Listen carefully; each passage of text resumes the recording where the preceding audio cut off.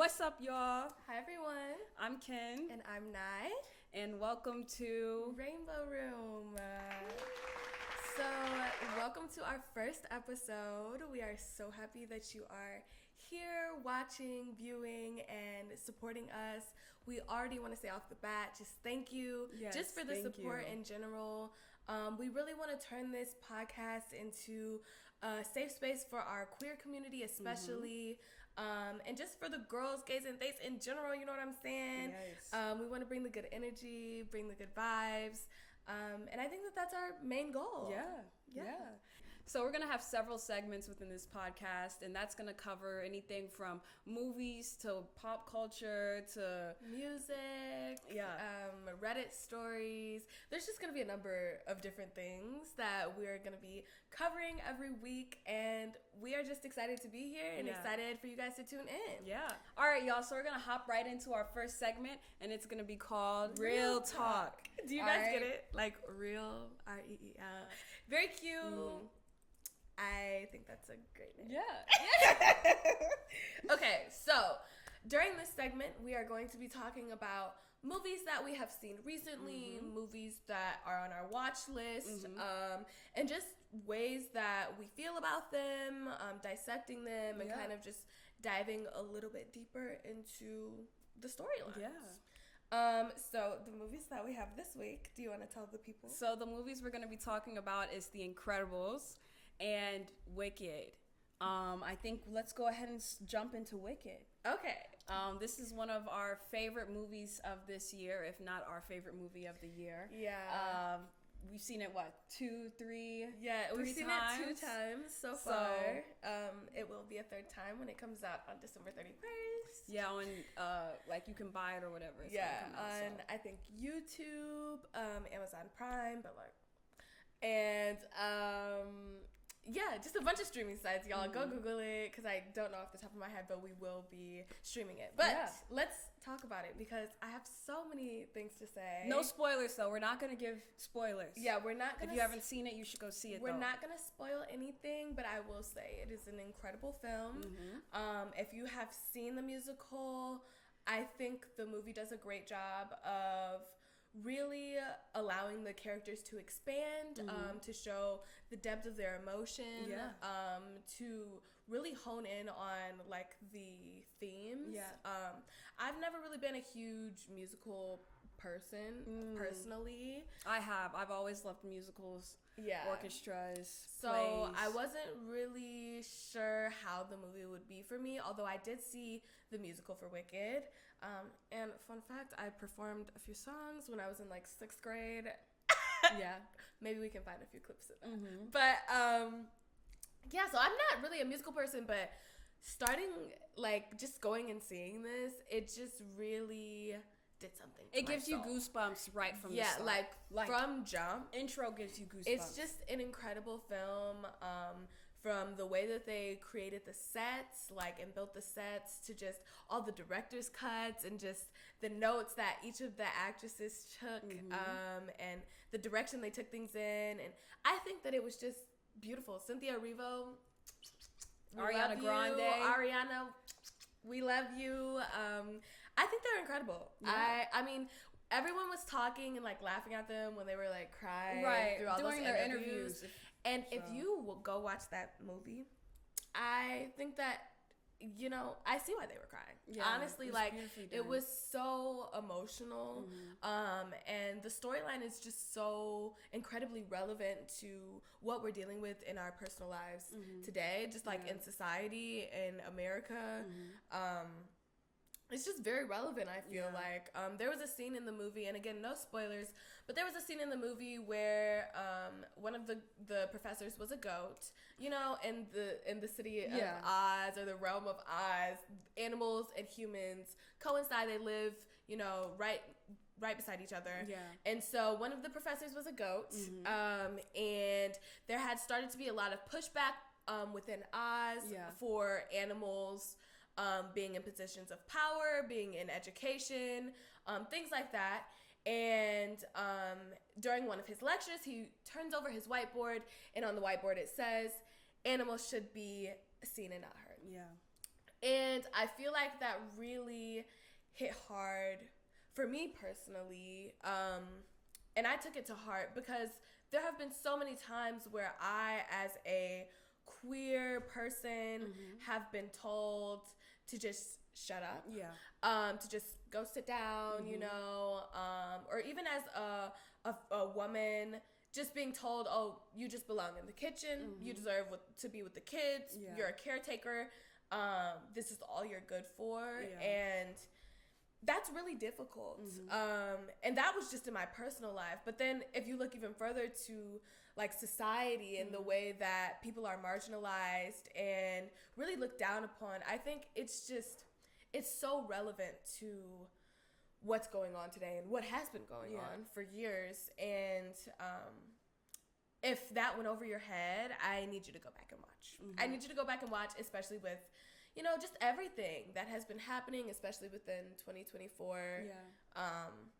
But yeah, I it's an incredible film. Yeah, I have 1,000,001 things I could say about it. Honestly, I could write a whole dissertation. Yeah. But we don't have enough time for that today. And it was funny. So if you haven't gone and seen it, go and see it. If you've seen it, drop some comments in the comments let us know. About what you thought about Glinda? it. Are you team Elphaba? And you better know which team you should be on, because you get a side eye, you know, a little. Bach. Yeah. Are you team Bach? I mean, we deserve each other. Okay, so our next movie that we're going to talk about today is The Incredibles. We just watched this about 2 days ago, and this was not our first time watching No. Yes. No, we'd seen it as children. I hadn't seen it in I don't even know how long. And when's the last time you'd seen it? Yeah, it had been a really long time. And we both, like, rewatching it, we noticed some things. And we were like, this went over our heads when we watched this as, like, kids. Like, even at the very beginning. I guess, no spoilers. Spoilers. It's been out since the 2000s, honestly. Okay, if you haven't seen The Incredibles, skip this section and go see it, and then maybe come back to it or something. But there's a particular part that we wanted to talk about within The Incredibles. Yeah. At the very beginning of the movie, Mr. Incredible is working as an insurance agent. Yeah. And a little old woman comes in and she's like crying. She needs coverage. Yeah, and they're not covering her medical bills. Yeah, they're denying her claims. They're telling her there's nothing they can do. Boo hoo. Sucks to suck, basically.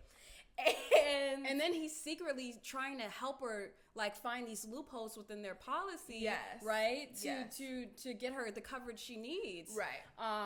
And it seems like in the past he's already been in trouble for doing similar things with his other clients. So he's like telling her to cry loudly while he's giving her tips to get her claims like accepted and stuff like that. And that completely went over my head that he was doing that before. Like, I was like, oh, I thought he was just like a bad employee or something. I don't know, because he got fired, you know. But it's like, no, he was actually doing his job, trying to help the community. And then after that, you know, his boss calls him into the office and is like, we've noticed a lot of your clients' claims is getting claimed and covered. Why is that? And he's like, well, that's our, you know, they're paying for this insurance. Why are we not covering them? That's the right thing. And then basically the boss, like, in short terms, basically just cusses him out. Mr. Incredible gets angry, picks him up by his throat, throws him through a few buildings or a few walls. And so we brought this up because there has been a lot of talk recently with the current events going on within the country. You know, a CEO of a very popular insurance company did just pass away from being murdered in the street. And I think it goes to show that, like, the healthcare crisis, issues, the crisis that we have within the United States, like, it's nothing new. It's not anything new. No. And it is something that affects millions and millions of people.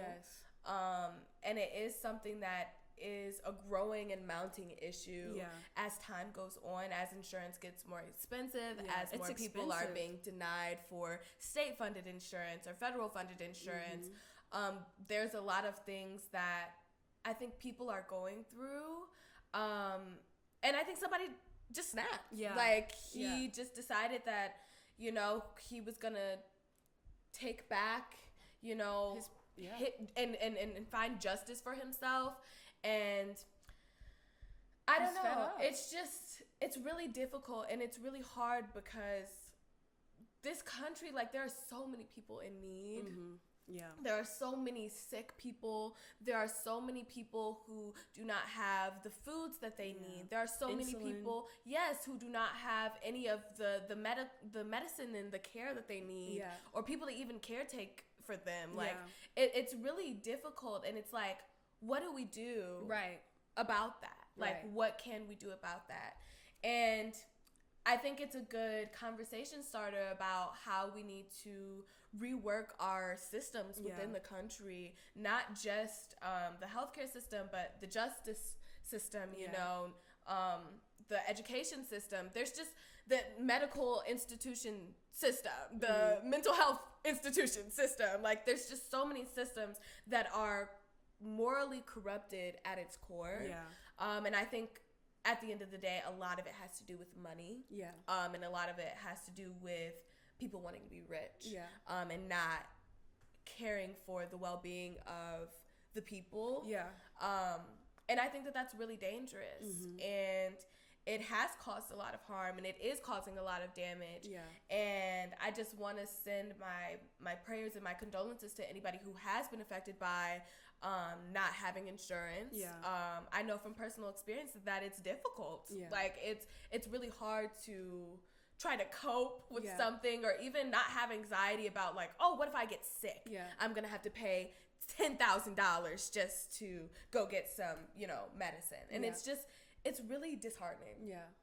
So I don't know if we need to, like, bring back the superheroes. Where is Mr. Incredible now? Like, is he underground? Is he in prison? We never know. You know, we won't know. And it's really sad. Honestly. But I do think that you guys should go back and watch it, because it might make you think about, what are ways that we can change this system? Just being the people that we are, you know? And I think what happened did send a message to these big corporations. I mean, right after, I think, and I saw this on Instagram, I should fact check this. I'll put in the comments or something that this is true or something if it's true. But right after, you know, the murder of the CEO, apparently Blue Cross Blue Shield had said prior to the murder that they were going to not cover anesthesia or a certain amount of anesthesia. For a certain amount of surgery. In certain states. And then right after the murder, they were like, oh, no, we're going to cover the anesthesia. We're covering it. Don't worry. Reneged on their entire, like, no, if you're gonna stand on business, right? But I am happy that they obviously, because anesthesia is expensive. I'm happy that they obviously reversed that, but it's like, oh, now you guys are scared. It did send a message. I think it sent ripples throughout the large corporation. I saw a lot of people were getting security now. You know, traveling with people. So. And I think these big companies thought that they were untouchable. And I think after what happened, they're like, oh, we're not actually untouchable, actually. And it's crazy because it's not just the big companies, it's the rich. It's like the mega ultra rich who think that they are unstoppable because they can just pay their way out of everything. I think a good example of that would be Diddy. And we're not going to talk about him at all, but I think that would be another good example of, like, these ultra rich people thinking that they have so much power just because they're rich, and not realizing that can be taken like that so fast, and, like, your karma's gonna come and eat you up. So, like, I don't know. I think you guys should go watch The Incredibles. And let's move on to our next segment. All right, and so our next segment is gonna be called Bookworms. So this segment is basically gonna be about books that we have read recently, queer books, regular straight books, fantasy, mystery, thrillers, action, magic, witches, like, literally vampires. Everything. Books that we have read recently. And we're just gonna be recommending some recommendations. Would you like to go first? Yes. So my first book recommendation, it's called Aurora's Angel. Okay, and some key words for this book, I would say, would be adventure, survival. It's a lesbian love story, romance, magic, shape-shifting. That sounds great. It sounds right up my alley. I think I'm going to have to check that out. I have not read that personally yet. Yeah. But it is on my to-read list. Yeah, it's very good. This is one of my favorite lesbian romance stories. Is it long? It's a long book. They do have an audiobook. The audiobook is good, though. I listened to the audiobook, and, you know, the narrator's, her voice wasn't, like, annoying or anything like that. So I would recommend the audiobook or reading it. Again, it's one of my favorite lesbian books. If you like fantasy, if you like shape-shifting, if you like romance, magic, it's hot, okay? Steamy. So I recommend it. Yeah. Oh, and it is by Emily Noon. Yes, Emily Noon. Okay, so yeah. Okay. We're going to have to check that out. My book for the week is called A Little Kissing Between Friends. Yeah, I mean, it's pretty straightforward. Yeah. It is a friends to lovers storyline. Mm-hmm. I'm not usually a romance girl, but this one got me. I don't know. I thought it was really good. It's by Chinsia Higgins. Okay. I hope I'm saying that right. If not, we'll put it on the screen. Yes. If not, my apologies. I'm so sorry. But it's a great book. It is a Black lesbian romance novel. It also gets pretty steamy. There's a little bit of tension. It's great. It's about a producer and a dancer. And they start off as friends and kind of just talk through their journey. Yeah.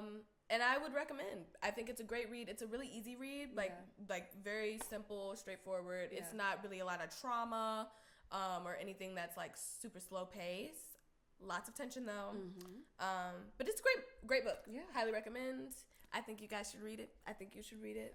I am trying to read it. Yes. I was planning. They had it on Spotify for free. Yeah. And then I went and tried to listen to it, and it was no longer so free. Check out Spotify. Check out Apple Podcasts. Check out audio books. Libby. Yeah. Check out Kindle. Check out Audible. Check out Libby, which is our library app.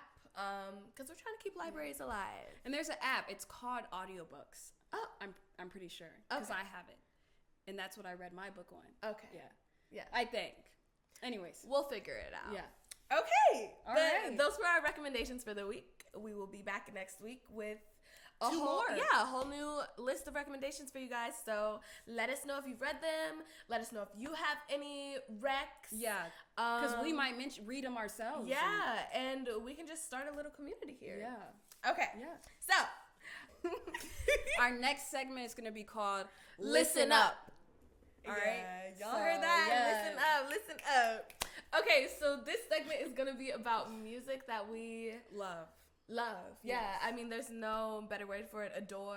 Like, just music that we have been consuming constantly. Yeah. I would say we are very big music people. Yes. Very we much love so. Music. We love it. So, yeah, we are just going to talk about 2 albums and 2 artists that we have really been enjoying recently. Yeah. And you guys should definitely check out. You probably have heard of them. If you have not, let us put you on. Yeah. But they are 2 queer icons. Love them. Mm-hmm. And the first is Miss Doechii. We love Doechii. Doechii. We just watched her Tiny Desk performance. Amazing. Yeah. It was one of the best ones I've seen. 10 out of 10. Yeah. It was great. The band sounded great. She was flawless. Her voice sounded great. The background singer sounded great. The bassist, the drum, the list goes. The list goes on. Phenomenal. Okay, like she was eating. Yeah. Like she didn't stutter. No crumbs left. Okay, and the face tape.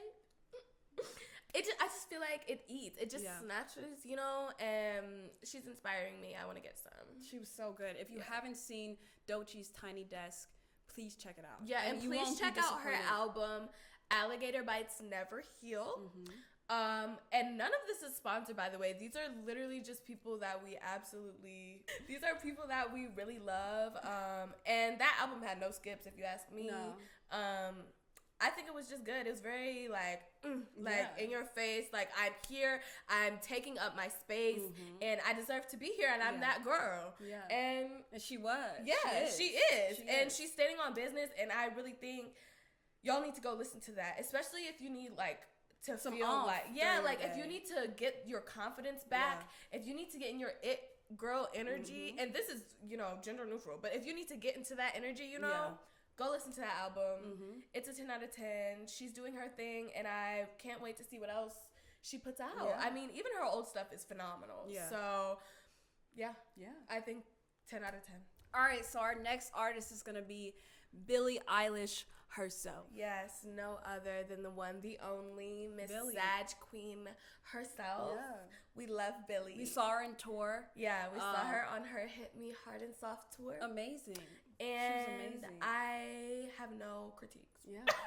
I have none. I have no critiques. I love her. I think that she is great. Yeah. I think this album was her best. Yeah. And I have been a Billie fan since that album where it was like the yellow cover, you know, with the ladder. Yeah. I can't remember what it's called right now, but the one with Copycat, you know. Yeah. Anyways, 10 out of 10, y'all. Like, this is her best, and she's just going up, and I love that this generation of artists, like especially our like generation of artists, they're bringing a new sound. And I really appreciated that Billie was trying something new with her sound. She was belting, you know, she was trying something jazzy. She was doing her pop thing. It was different. It was just, and it was beautiful. God, it was just like genre bending and just like incredible. Yeah. I mean, it brought tears to my eyes. Mine. I cried. Yeah. I cried. Multiple times. I cried. Seeing her live just was surreal. Yeah.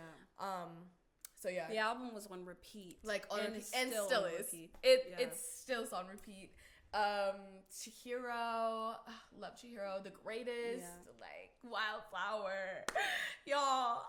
The list goes on. The whole album just can be repeated over and over again. All the songs flow very nicely together. Like the transitions between each song, it's like a movie. It's like listening to a movie. Yes, it's literally like a movie score. Yeah. And just her voice is just so like, it's just so transcendent, and like I feel like I'm levitating. Yeah. Like she would be my dream artist, I think. Really? To work with. Okay. Right now at this current moment. And I have a long list of artists, but she's right at the top because I just feel like her voice. Her and Finn. Yeah, her and Phineas, like they are just 10 out of 10. They're so talented. And I don't have a bad thing to say, honestly. Yeah. They're great. 10 out of 10. So if you haven't listened to her new album, go check it out because it's phenomenal. It's phenomenal. Yeah. All right, y'all. So our next segment is going to be called The Rainbow Report. So we are going to be your reporters of the day. Yeah. And our report is about current pop culture that has been going on recently on the internet and social media. Yeah, in our queer community. Yeah. Different topics or issues that have popped up that we've seen. Yeah. So this week we're going to be talking about a popular influencer couple that broke up. Yeah. No longer together. And we are not going to be talking about their relationship at all. Like, that's kind of crossing boundaries, I feel like. Yeah. But because we don't know them. We don't know what they've been We don't know them personally. But I do think the conversation around what they were talking about when they broke up is a very good conversation that I wanted to bring up to you guys and see what you thought and basically just share our thoughts and how we feel about it. Yeah. So this popular influencer couple, they were sapphics.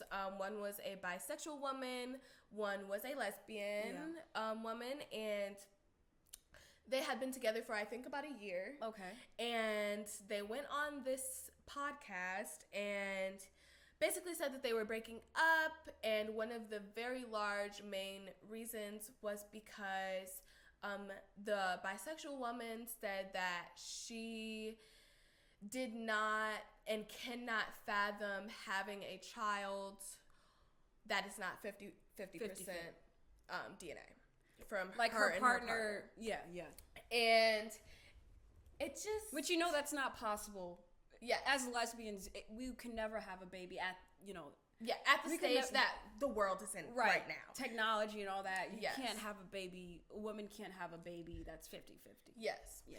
And so I think this conversation, it has kind of sparked a discussion across, at least I've seen on my social media, about how when women get together, you need to talk about things first. Right. Like, why are we not talking about that? If right. you knew you wanted to have kids, why even get into a relationship? Yeah, why get into a relationship if you know that you biologically want to have children with your partner? Right. And I just think that it's so offensive to people, not even just queer people, but straight people too, who are infertile, people who adopt. Right. Like, I think it's just a very ignorant standpoint. Yeah. And I don't want to say that they're not valid in breaking up for that reason. But I do think it goes to ask, like, is a lesbian woman what you're really looking for at the end of the day? Because that's something that she can never give you. Right. And I think that has played into a lot of my fears when I have been with previous partners of never amounting to be good enough for this person, because they still desire something else that I can't give them. Right. And I know that in some relationships, especially with women who are bisexual or pansexual, non-binary, I know that there are people out there who have their partner and they want their partner, and that is good enough for them. This is not what we're talking about. Right. We're talking about the people who have their partner but still are looking for something else, you know? And I think it makes it very hard when you have to try to live up to be something that you will never amount to be. Like, that's a very hard feat to have to kind of come to terms with. Yeah.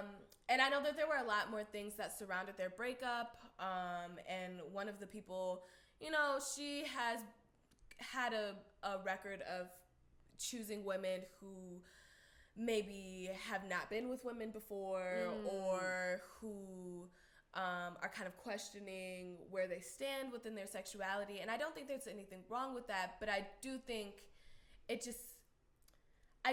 that we just need to have more care for each other. Yeah. You know, it needs to be more communication, no matter how you identify. You just need to communicate with your partner. And I think you need to also examine, you know, maybe yourself.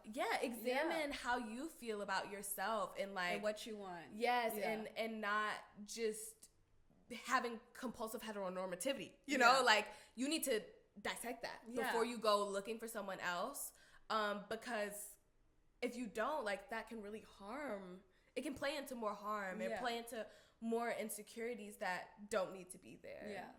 And wasting the other person's time. I mean, she completely kind of wasted the other person's time. I mean, she definitely had to have known from the jump that obviously she couldn't be And I think during the podcast, her, she was like, I love you, but I just didn't realize, like, but it just is like, how did you realize? Right, that's what I'm saying. Like, how did you not realize? Yeah, once you decide that you are going to be with another woman, like, you have to come to terms with everything that comes with, you know? And yeah, it isn't fair that we can't have kids together in the traditional way, but that doesn't make you any less of a parent or your child be any less of your child.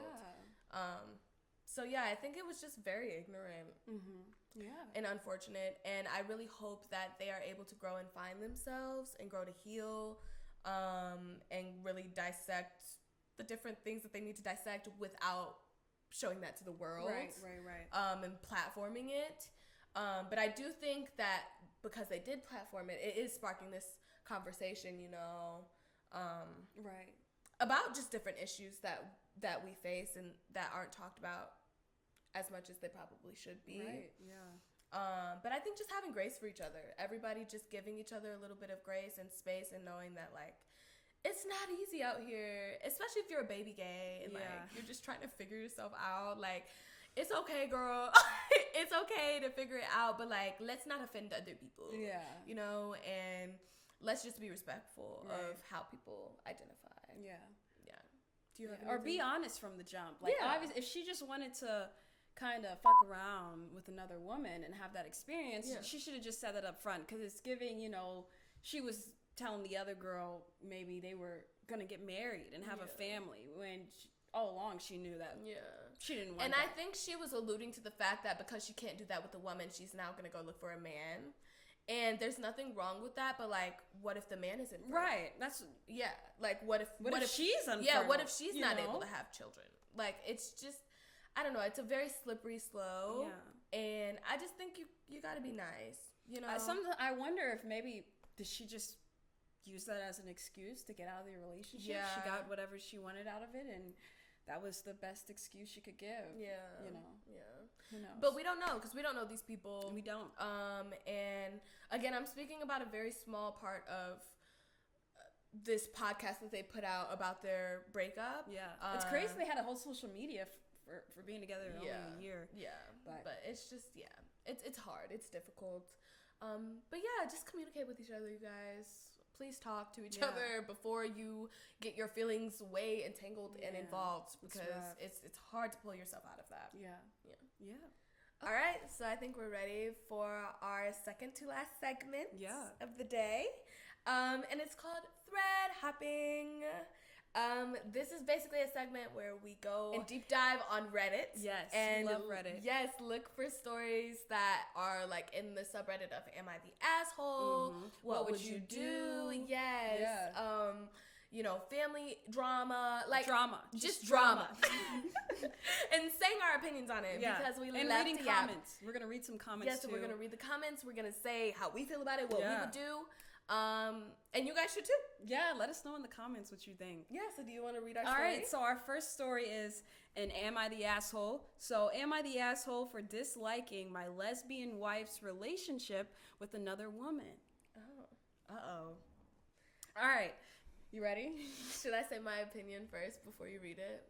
No, you have to let me read it. Okay. You can't say your... All right. Just based off the title. Okay. All right, so I, 28 female, married Molly, 32 female, in 2022. Late last year, Molly changed gyms and she met Claire, 51 female, at her new gym. Claire is a gorgeous woman who is married to Paul, 48 male, but Claire is openly bisexual. Molly goes to the gym every day, and so does Claire. They would go to the sauna after the gym. Supposedly, they are almost always at the gym or in the sauna the times they're physically together. This Claire character, who dresses very revealing, even by gym standards, she usually just wears a sports bra, shorts, and sneakers. She wears makeup and jewelry to the gym. It seems like she puts in a lot of effort to be sexy. The very few times Molly and Claire are physically together outside of the gym and sauna are occasions that I am thankfully there. Even so, Claire always dresses more revealing than the occasion requires. The few pictures they have taken together at the gym, they seem like a couple. Claire is always hugging on Molly during those selfies. Hugging while they're all sweaty and gross is way too sexual. I don't understand why this is happening. I had enough last Friday and I confronted Molly. Molly denied that she's having an affair with Claire and said I was being silly. I told her straight women wouldn't tolerate their husbands spending so much time at the gym with a gorgeous woman. Molly said just because she's gay doesn't mean she can't have female friends. I told her she should have made a male friend, and she told me she's more comfortable talking to a woman. I told her that's because she's more comfortable having sex with women. Molly got annoyed and told me to drop it. Since then, I have been trying to drop it, but my mind is going crazy. I find myself smelling Molly's gym clothes to see if I smell Claire on them. I'm stalking Claire's social media. I have gone by the gym to peek at them. Seeing them all bonding while working out, I hate this. I feel like Claire is ruining my life. Am I irrational for feeling this way? Am I the asshole? They're hugging in the sauna, sweaty. They're taking selfies. They're hugged up. I feel like I have a lot of questions. One, is it really a healthy relationship if you can't trust your partner? Two, I don't like her tone per se, saying that she dresses so revealing no matter the occasion. Girl, if I want to wear a crop top and a fucking mini skirt, I'm sorry. If I want to wear a crop top and a mini skirt to a casual dinner, I can do that, okay? And I'm not dressing for your wife or your man. I'm dressing for me and what I feel good in and what my style is, okay? So let's get that straight off rip. I really did not like that tone from her. Yeah, I think that was a little It's just a much, little, yeah. I feel like she's really playing into this, she's really feeding into it, like into her own delusions, if that's what it is. Like, if she's saying that they're friends, I don't know. I just feel like, personally, I be hugged up with my friends. You know, we take pictures and we'll be like that. Or, you know, grabbing each other's butts. It happens. It does. It happens. Does she like it? She don't say nothing. I mean, how do you feel about it? Let's talk about it. So, my first thing is, first of all, I am a very, I don't be grabbing my friends' butts. I think I'm more of a, I'm very more distant with my friends. I don't give, you know, we don't really do hugs, you know, the selfies, they're 6 inches apart. It's very, there's more, I guess, boundaries, I guess, with my friends. And that's just how I am. While other people, like, I know my partner, I know that her being hugged up, taking selfies, doing little fake kisses and stuff, that's nothing, you know, and she can wear whatever she wants. So I think there may be some insecurities within OP or something like that, and she's an older woman. So Claire seems to be an older woman. Claire's older, yeah. The partner is younger, than even her partner, and that probably is playing into it, the insecurities. I also think, though, if your partner is telling you that they're uncomfortable with something, let's talk about it. Let's come to a agreement, Don't just say respect those boundaries. I don't think it was right for them to just kind of end it with, end it and be like, oh, you're just being silly. Because if I bring up, oh, I'm not comfortable with the way that she's all up on you. I'll change immediately. Y'all are sweaty, you know, y'all are looking real close. I don't like that.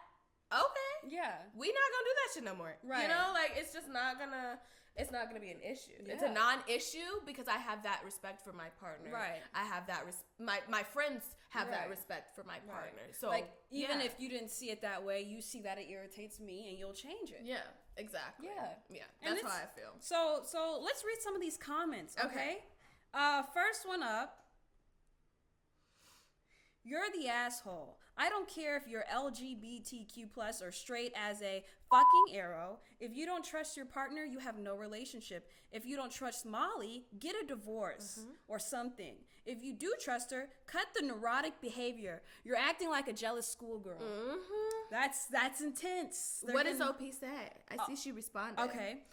It looks like she deleted it. Yeah, but she said, I agree. I have always trusted Molly before this because Molly's behavior hasn't been suspect before. But my question to OP would then be, what is suspect about Molly's behavior specifically? Because everything I heard in this post, she was talking about Claire. How Claire dresses, how Claire hugs her, how much time they spend together at the gym. Girl, if you have an issue, why aren't you going to the gym with your girl?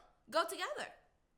Y'all have hung out in occasions together, and it hasn't. The only issue that she had when they were hanging out as partners with their partners was that she dresses revealing. Yeah.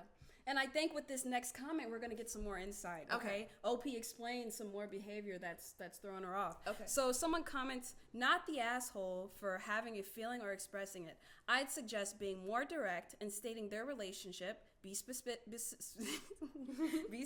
in behavior, makes you uncomfortable. As long as you may trust your spouse, but Claire is behaving in a manner that makes you feel that she's looking for more than a spotter. Be firm and crystal clear in what makes you uncomfortable, and recognize that if your spouse doesn't align, tough conversations may be coming. OP says, what you suggested is what I did last Friday. Okay. I was more direct and blunt than ever before. I wrote down bullet points in a notebook. I had pictures of them together, ready to present as evidence. Oh my, she's on trial. Yeah. I asked Molly point blank if she has feelings for Claire, has ever had sexual contact with Claire, does she think Claire has feelings for her, etc., etc. I've never been a jealous person before. What was the response? There's more. Then stick to your thesis. This is someone's comment. Okay, yeah. Then stick to your thesis. This relationship makes you uncomfortable as the intimacy showed is greater than socially acceptable for platonic friends. Anyways, I'll keep going. If your partner/spouse doesn't care, That's when you have to do some hard thinking on if this relationship aligns with your interests. If you want to take a different approach, ask for a group dinner with Claire's spouse and you both. Watch body language and interactions during the dinner. If there's a romantic ting, then you will likely spot it. It's hard to walk this part of the road, but setting boundaries is healthier than living with this stress and fear. OP says, we're thinking with the same brain because I already did the dinner.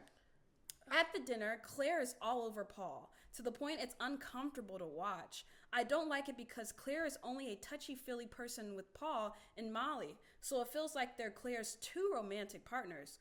Also, Molly is always awkward when Paul is around. Molly is awkward when it's her and Claire and I, but she's far more awkward when it's the four of us. Someone responded, it may be time for a hard line in the sand conversation around boundaries. Set your internal expectation around if this is a hill to die on. To me, it would be. All right. I think we can stop there. Yeah. Personally, if she's had a dinner, she's been watching Molly and Claire together. Claire has more friends, right? How does she act with her other friends? Like I said earlier, Nye is... I'm very close with all her friends. Her behavior is similar with all her friends. The selfies and all that stuff or whatever. Like it's all this. The it's hugs, always if been. We go out, we go dance together. Like it's right. Not... It's never been something specific with one particular person. Like, is Molly being that way with only Claire, or is she showing that same behavior with other friends? Like, is she just focused on Claire because she's super beautiful, as she keeps calling her? My or thing is the OP like never answered what Molly's response was when she asked Claire, "Do you have feelings for her?" Yeah. And my guess is she answered no, because she never brought that back up. So again, it's, do you trust your partner? Yeah. And can you guys stick to boundaries? Yeah. And if not, time to part ways. And again, I think she should evaluate how she is with her other friends compared to Claire. Yes. And if it's a huge difference, like if she's super off, standoffish with her other friends, and then with Claire it's a huge change and they're all up on each other, gripping thighs and titties, then it's concerning. But I will say I did have a friend before, and we were very close, like extremely close. And I wasn't like that with any of my other friends, but I didn't have feelings for this person. It's just we were both very, I don't know, we loved really hard. Yeah. And just the way that we would interact with each other, I feel like maybe would be seen as more, I don't know. Yeah. But it wasn't that way. Right. So I don't know, speaking from Molly's point of view, maybe she's uncomfortable because she knows that her partner doesn't like Claire. Right. I mean, she's maybe she's awkward and uncomfortable because she's in a situation where she knows that she's basically being watched and on trial. Yeah. So it's I don't know what a good point. The solution is, but I think that they need to have a conversation and be real with each other. Yeah. And I think her partner should be able to make changes. You know, if she's saying she's uncomfortable with them taking selfies in the sauna, why doesn't she just tell, then stop. What's her face? I don't want to take pictures in the sauna. We shouldn't do this anymore. I just don't want to. I'm not comfortable with this anymore. And that should be all right. And if you're true friends, that shouldn't affect your friendship. Yeah, that should be understandable. Because that's very surface level. Yeah. I mean, it's something very small. Yeah, me and my partner just aren't comfortable with that. Okay. Yeah. Okay. I'm sorry. I'm so sorry. That's what I would say. Yeah, I'm so sorry. My bad. Yeah, I did not mean to intrude. It shouldn't be too big of a deal. Exactly. And it's causing so much turmoil, it seems. That something as small as that shouldn't be too bad. But who knows? Yeah. I don't know if there's any updates. I don't think so. Is there an Okay. So we don't have an answer for if people thought that OP was the asshole, but my vote is everyone sucks here. Yeah. That's my vote. No, there's quite a few people who said you're the asshole. Oh, really? Yeah, we read one earlier. You're the asshole. People are calling her paranoid. Yeah, so it's pretty mixed in the comments. Yeah. I would say everyone sucks. You guys just need to communicate. Yeah. You know? Okay, so I found a story as well on Reddit. And this was posted in Best of Redditor Updates, so we do have an update. Okay. And I'm just going to start. So, My daughter came out to me and wants us to cut ties with my conservative parents while I try to find a middle ground solution without breaking my family apart. And this was originally posted in Am I the Asshole? And the trigger warning, I would say, would be for homophobia and familial, like, verbal abuse. Yeah. So I'm just going to start. Using a throwaway account for obvious reasons. For context, we live in a traditional part of a first world country that has not yet fully normalized or accepted queerness. Children 18 plus that are still living with their parents is normalized, which is why my daughter still lives with me. I'm retired and she works a part-time job and goes to college at the same time. Today, my daughter, 25, let's call her Jane, fake name obviously, came out to me, 55 female, I'm a widow, as gay, and I need advice on how to proceed. I know I can just Google it, but I'm seeking more specific direct advice. I obviously told her that I support her and she will still be my daughter no matter what, but here's the thing. I've been raised by extremely religious and conservative parents, 75 male, 73 female, who do not tolerate the queer community at all. Jane knows this and believes we should both just cut ties with them, and she even went on a rant about how family is the one you choose, not the one that is picked for you. So there's a conflict here. I'm willing to defend Jane no matter what, from anything my parents might say to dehumanize her, but they are still my parents and I do not wish to cut ties with them, but at the same time, I do not want to upset Jane. So I came up with a sort of middle ground solution. I can try to change their worldview. Right now, they don't know about her. However, tomorrow they're visiting for personal reasons, irrelevant to the post. So I was expected a whole debate to start like it always does when they visit. But this time, it's way different and more personal since Jane is now openly lesbian, and I want to try to change their worldview and try to get them on the same page as her, who isn't making things easy since she's as hostile to them as they are to gay people and potentially to her. That's when problem number 2 arises. Jane believes that they are not going to change and will further try to find a way to criminalize her. I told her they are my parents, and it is not fair for me to cut ties with people that raised me and fed me until I was able to walk on my own. That's when she went on a rant about family being the people that you choose. I ended the conversation by changing the subject entirely to bid some time. So I came to post this in hopes that someone might help me find a way to make both parties happy without causing my family to break apart. TLDR, my daughter came out to me and wants to cut ties with my parents who are extremely conservative. I believe I can change their worldview, but my daughter is not willing to give it a try, so I need help playing peacemaker before all hell breaks loose when they visit tomorrow. What do you think? Okay, so what do you think about that? She's trying. Who's the trying? Mother's trying. Okay. As someone who comes from a family who is very homophobic, me coming out was a huge issue.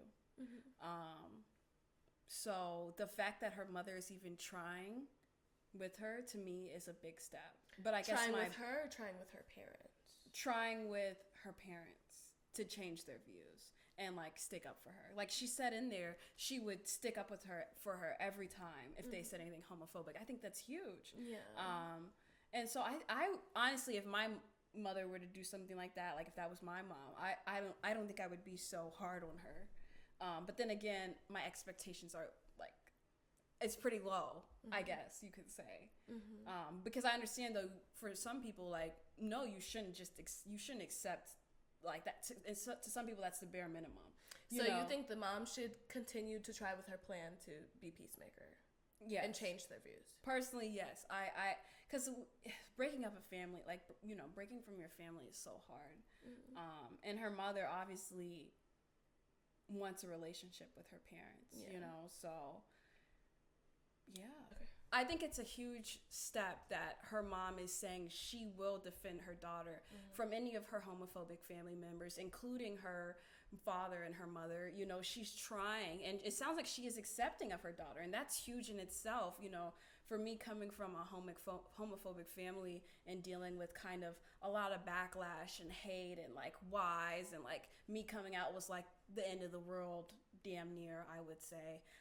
Constantly being told that I need to change my mind, that what I'm thinking is wrong, that it's because of some traumatic event I've been through, and that's why I'm this way, and I need to change. The fact that her mother isn't telling her she needs to change, you know, that's, to me, is a big deal, even if it should be the bare minimum, you know what I'm saying? So I personally don't think the mother is an asshole, because she is trying, but I guess how far, you know, will her parents go to say homophobic things, you know, like if she talks to her parents and they're saying like slurs and stuff like that, at some point though, I would expect you should cut them off. You know, you shouldn't, if you're constantly having to defend her, it turns into arguments, you know, at that point it's like, why not just maybe low contact, even though it's probably hard. I think for me personally, I feel a bit different because I am pretty low contact with a lot of my family, whereas Ken is not, and a big reason for that is it wasn't just homophobia for me, but it was also like the verbal abuse, and just like my partner being disrespected in front of my face. I think the difference between me and you is like, and our families, is that I feel like for the most part your family is very much respectful. When I'm around, like there's no issue. To our faces. Yeah, to our faces. Yes. We don't know what they say behind our backs. Yes. And I don't really care, to be honest, but with my family it is not that way. They are very in your face, like, we don't like this, we don't like you, why are you here? You're disgusting, you're disturbing, and you need to rot. Honestly. And that's nicely, like, I'm putting it nicely. And it's just very difficult to live with that, and knowing that there are people in your own bloodline that choose to, that are so hateful, hate you because of something that you cannot control. And I don't think that there's anything wrong with her daughter feeling like, choose me. Just choose me. Like, I relate to that. Like, just wanting somebody to, like, just be there for me. Like, just be there for me and be there wholeheartedly. And I think maybe in her head, like, her mom is sticking up for her, but she's like, to what extent? You know, like, when does that stop? And I understand that. Like, I am someone who's like all or nothing. And some people can take that and some people can't. And it's, for me, it's like, if you love me and say that you want to be in my life, like, I need you to support me, and I'm going to do that for you, but I need you to support me wholeheartedly. And if that means not speaking to people who are hateful towards me, it's just like with a friend. Like, if I'm friends with somebody, or like a best friend with somebody, and they decide to become friends with somebody that has done me dirty, or like did some shit, you know, and they still choose to be friends with that person, I feel betrayed, you know, and maybe that's, like, maybe I need to go to therapy, but I don't know. I don't think her daughter is wrong in feeling like, just be there for me. Chosen family is more important. Now, as for the mom, I will say she is trying, but it's hard to change someone's worldview, especially extremely religious people, where you're in a country that it's not widely accepted, you're conservative, like, that it's going to be very difficult to change them. And it just goes to show, and I think in a lot of queer, just queer people's, like, family and background, like, it's like, is it unconditional love? Are you going to love me unconditionally? Are you going to put your belief systems aside to love me because I'm your child? And I feel like, again, that goes back to, like, the difference between my family, because Ken's family, they may not agree with queerness, and may not be fully accepting of that, but I'm like the exception. Exactly. They still love her. Whereas with me, it's like, you need to change. If I don't change, then it's very conditional. It's based on conditions. And so I understand her daughter, and I understand why she feels that way. Do I think the mother's the asshole? Kind of. Yeah. Personally. I think she's kind of the asshole because you can't change someone's mind. Especially if they're so deep into something. They're in their 70s. They're mid-70s. Like, I just think it's going to be really hard. Unless they have that unconditional love for their granddaughter. Yeah. I think it's going to be really difficult.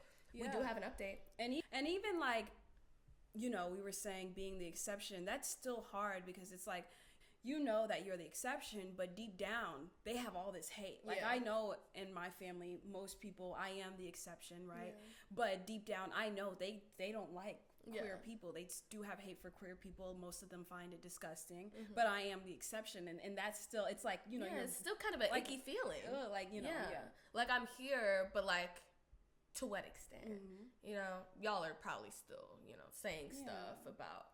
Or your church, our community, or your friends, or your cousins. Like, it's hard. Yeah, being a queer person is hard. Okay, but that's why we need community. Yeah, and that's why we're here. And so let's read this update. Okay, so OP says, so my parents came, everything was going well, but then my mom said something questionable about my daughter's foreign college friend, which sparked an argument between all three of them. In the heat of the moment, Jane came out to them. One thing led to another. My dad made a snarky remark, which prompted me to intervene. This started a shouting match between my parents and I, while Jane stood aside and seemed nervous. She told me to stop, but I couldn't. It was already too late. My parents made even more homophobic comments, and I started the personal attacks. At this point, Jane was in another room while things calmed down. I went to check on her and saw her crying. We started talking. In the end, she admitted she was going to cut ties with me, but decided against it since she knows she can fully trust me and still feels guilty. Reassured her that everything is going to be all right. In the end, she told me she wants to invite her girlfriend over, who she's been dating for 2 years now, and only felt safe doing so now that she knows I fully support her. All right, well, yeah. I'm happy the mom supported her. I'm sad the mom is still choosing to have a relationship with people who are harmful to her daughter. Yeah. And I understand cutting ties, though, and then forgiving, you know, like, at the beginning of our relationship, my mother wasn't okay with it, and things happened, and I had to cut ties for several months, but then she came too, so... Yeah. Cutting ties... and it can be hard. I won't say, like... Okay, I don't respect it, but I won't say that... for especially very religious or conservative people that it's not hard for them to come to terms with their child being something other than what they thought they would be. I'm saving space for that even though I don't have to. But like, come to terms with it. Yeah. Like, it's not to just say just stop. Like, I'm giving you the space to reckon with this change that you are now seeing. You're seeing me in my final form, and I'm giving you the opportunity to do with that information what you will. Yeah. And if you don't change, okay.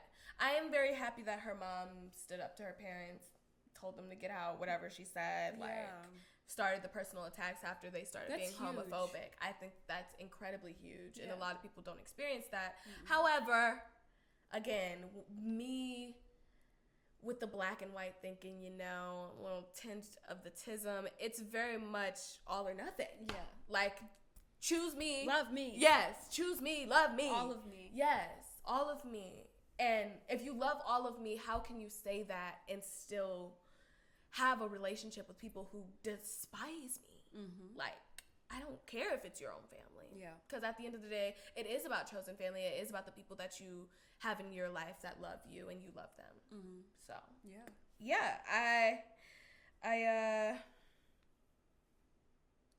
I genuinely think that the daughter's not wrong. I think I'm happy the mother stood up for her. I hope the mother can go even further. In the comments, they're talking a lot about religious guilt and feeling like the mother feeling like just guilty for cutting her parents off because of the religious guilt. You know, in the church, you're always told to honor your parents, honor your mother and father, you know, put them before you. And I can understand how that can be hard. It's incredibly hard to cut people off and go low contact. It's incredibly hard to be by yourself, but you have your daughter. and you need to stick with the people that align with your morals and your values, and have your best interests at heart. And if that's not her parents, so be it. Yeah. That's how I feel. Yeah. Religious guilt or not, get over it. Go to therapy. So the asshole, she is slightly an asshole. I think she's still an asshole. And that might be unpopular. And I'm okay with that. Let us know what y'all think in the comments, you know. Yeah. Is she the asshole? Is she not? You know? Yeah. Let us know. I'm very interested. I think this is a great story. Yeah. Okay, so our final segment of the day, final segment of the podcast episode is going to be the bright side. We just want to, you know, cleanse our palates, bring some positive energy. Good news. Yeah, end off on a good note. Facts.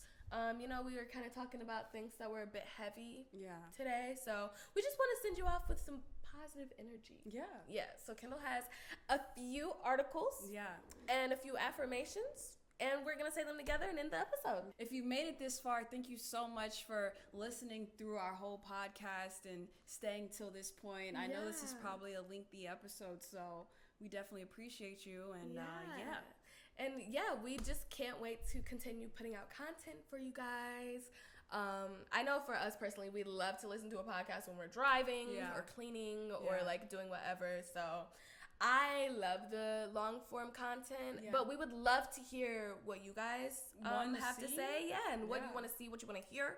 Some suggestions would be lovely. Yes, suggestions, comments. But okay, we're going to go to the bright side. And you can listen to this podcast on Spotify as well as YouTube. And all of our social medias will be linked in the bio. Follow us over there, or don't if you don't want to. It's okay, perfectly fine. Go ahead. Right. So our first story is about some border collies. Okay, so 3 specially trained border collies are revolutionizing reforestation efforts by helping to replant vast areas of damaged forests. So they're strapping them with seeds and they're running through the forest and they're helping with deforestation. And I'm going to put a photo in of these little cute doggies. And that's so smart to use dogs that have a lot of energy, because those are high energy dogs. That's very smart. Yeah, and they're releasing native plant seeds as they run. So that's great. Yeah, beautiful. Yeah. Great news. And then our second thing, this is more so something that's coming up that y'all need to check out. Go outside on January 25th. 6 planets will be visible in the night sky, okay? And a 7th joining later. Okay, so a planetary parade, also known as a planetary alignment, is when multiple planets are visible in the night sky at the same time. The planets will be visible from January 20... Did I say 25th before? Yes. It's January 21st, okay? And for about 4 weeks after, okay? The best time to view them is around 8:30, your local time, after the sun sets. So the planets that are going to be visible are Venus, Mars, Jupiter, Saturn, Neptune, and Uranus. Mars, Venus, Jupiter, and Saturn should be visible with the naked eye. So you can just go outside and hopefully see it. I don't know how that's going to look. Yeah, probably like little... I've seen, I think, Venus before. It looked like a little ball next to the sun, like really small. Yeah? Okay. And then with a telescope, you'll be able to see Neptune and Uranus. That's actually so crazy. I think space is Mercury is going to join later, apparently. I think space is so interesting. And this is going to be available, and you'll be able to see this in India, North America, Mexico, and Canada. So we'll be outside. Yeah. Try to check it out. Staring at the sky. Yeah. Having some good vibes. Maybe saying a prayer or two. Mm-hmm. Yeah. All right. Seems like good energy. I mean, all the planets aligning like that seems like... some manifestation. Yeah, that seems like some good energy. Yeah. All right, do you want to go with our affirmations? Yes. So the last thing we wanted to do is just read a couple of affirmations. So we're probably going to do each affirmation 3 times, and y'all can just say them with us or not. Mm-hmm. You know, you could close out the video too. But if you want to say some affirmations with us, here we go. Yeah. All right. Okay, so I am worthy of love, success, and happiness just as I am. I am worthy of love, success, and happiness just as I am. I am worthy of love, success, and happiness just as I am. Next one is, I forgive myself from past mistakes and learn from them. I forgive myself from past mistakes and learn from them. I forgive myself from past mistakes and learn from them. My imperfections make me unique and beautiful. My imperfections make me unique and beautiful. My imperfections make me unique and beautiful. And that's it. Yes. So this will conclude our first ever episode if you made it this Rainbow far. Room. Yes, if you made it this far, thank you. Please feel free to reach out to us. Yeah. Leave any comments. Go follow us on Instagram and TikTok. Yes. Spotify. Yes, on Spotify. YouTube. Subscribe on YouTube. And just let us know what you thought, what you think, where we're going, and we're just so excited to continue to post. Yeah. So and be consistent. Yeah. Videos will be released weekly, as well as Spotify podcast episodes. Yeah. And I think that's all of our announcements for the episode. And we love you guys. Bye.